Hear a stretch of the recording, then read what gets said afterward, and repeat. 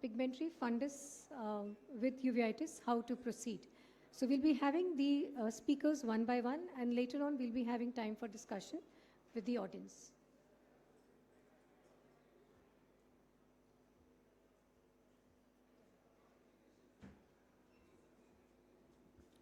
Thank you very much, Rima, for inviting me. The topic that Rima has given to me is pigmentary fundus with uveitis, how to approach. Well, whenever you see a patient who has a lot of pigment and uveitis, the first thing is to look at, has there been any past evidence? Are the episodes of uveitis? If yes, the pigmentation could simply be the result of the healing, and now there are new recurrences. However, the problem is if there is no past evidence, then what it could be? It could be infective uveitis, and syphilis very typically produces salt and pepper kind of lesions, which to my mind is the true kind of pigmentary lesions. There are retinal dystrophies, which sometimes do have cells which are mistaken with vitreous inflammation. Then there are malignancies including lymphomas and B-dump and rarely PPCRA. Now let's go over them one by one. Suppose you see this patient with few cells here and there and the lesion which is pigmented. Now this kind of the lesion is most likely due to the past episode, and if you ask patient to show you the previous picture, you will realize that it was a case of macular serpiginous-like, which had healed on to produce the pigment. So then it becomes a very simple and straightforward case of healed uveitis. The problem occurs when you see lesions like this with cells in the vitreous.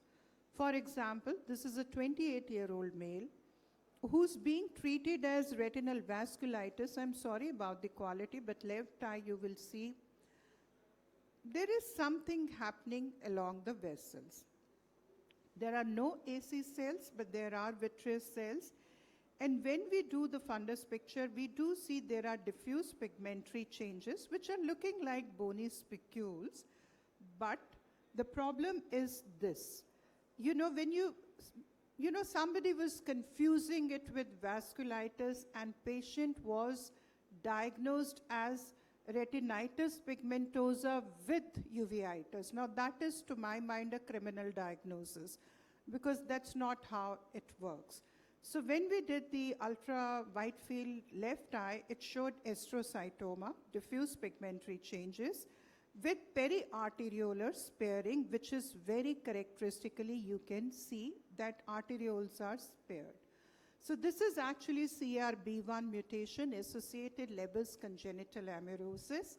So you need to diagnose it, not because you are going to treat Leber's amaurosis, but at least you are sparing your patient giving unnecessary corticosteroids and immunosuppressants, because you are diagnosing it as uveitis. So that is a pigmentary lesion. This is another example of 43-year-old lady who presented with complaints of progressive decreased vision. She was actually diagnosed as serpiginous choroiditis. Best corrected was 618, there were no cells. It looks like serpiginous choroiditis.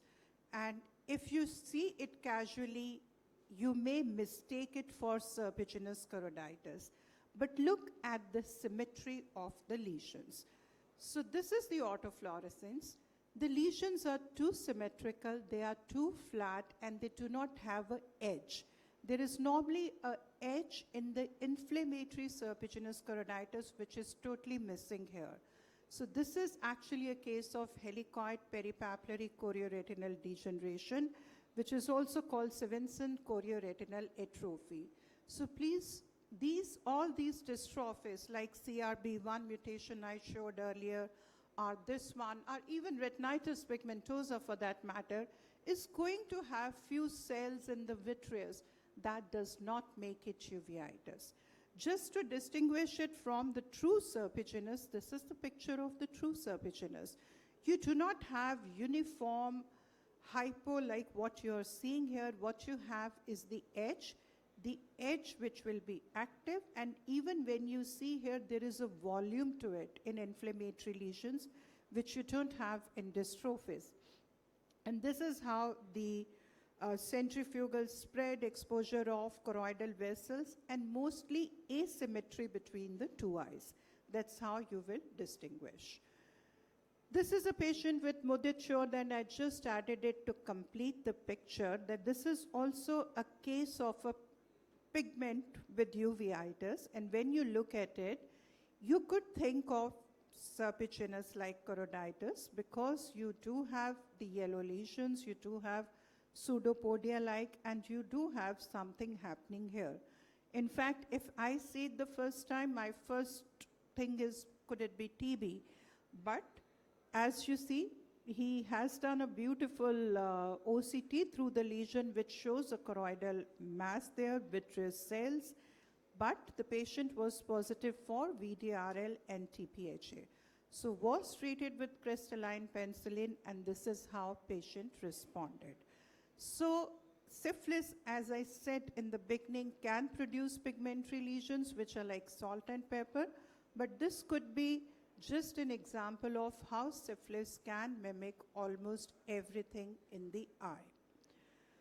This is now switching gears to B dump. When we look at the B dump, you don't exactly see pigment, but what you see is there are some pigmentary disturbances, but orange-ish color subretinal patches. So it's very important not to mistake it with lymphoma at this point of time, because two of lymphomas and B dumps have different etiology. So when we do the autofluorescence, B dump very beautifully shows the lesions which are hypo and hyper, thickening of the choroid.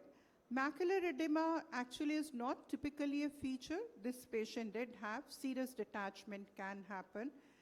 And the clue comes from fluorescein. When you do fluorescein, there is early hyperfluorescence on angiography in patients with B dump, which does not happen either in retinitis or in choroiditis or even in lymphomas. So you can see the early hyperfluorescence. You know that in this patient you have to look for a malignancy, and the most common site of the malignancy would be reproductive tract or GI. So if you see a picture like this, bilateral diffuse melanocytic pigmentation, and your age group is such, and there is early hyperfluorescence, important to rule out malignancy, because this is classically B dump. Last is lymphoma.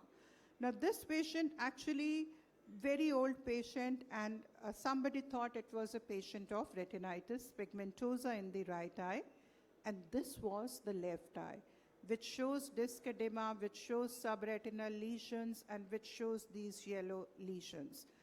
So this is what is lymphoma, and if you do OCT through this, lymphoma deposits are typically between the RPE and Bruch's membrane. So this was a diffuse large B-cell type of lymphoma. Important to do MRI, because many of them may have associated lesion in the brain. And this is how the lesion heals, which produces pigmentary lesions. So I come back to this from where I started. Pigmentary fundus with uveitis.